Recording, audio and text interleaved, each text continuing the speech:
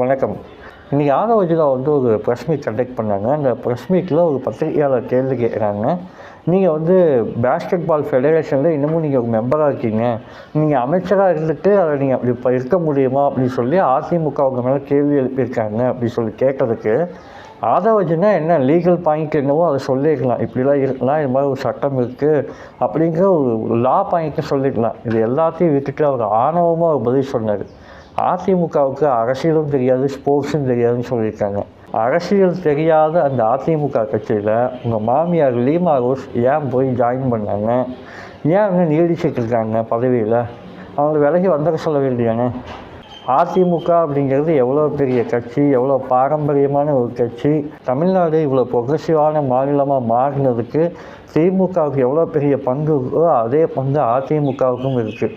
அதை நீங்கள் கொச்சப்படுத்துகிற விதமாக இந்த ஆணவமாக நீங்கள் பேசுகிறீங்கள ஆதவர்ஜுனா, உங்களுக்கு என்ன தகுதி இருக்குது?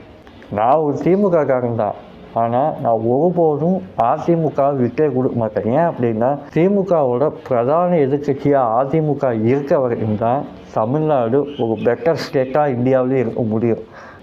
நீங்கள் ஏதோ ஒரு ஃப்ளூக்கில் அதிர்ஷ்டத்தில் நீங்கள் ஆட்சி அமைச்சிக்கலாம், நீங்கள் அதிகாரத்தையும் பிடிச்சிக்கலாம். அதுக்காக நீங்கள் என்ன பேசினாலும் ஏற்றுக்கணுங்கிற அவசியம் மக்களுக்கு கிடையாது.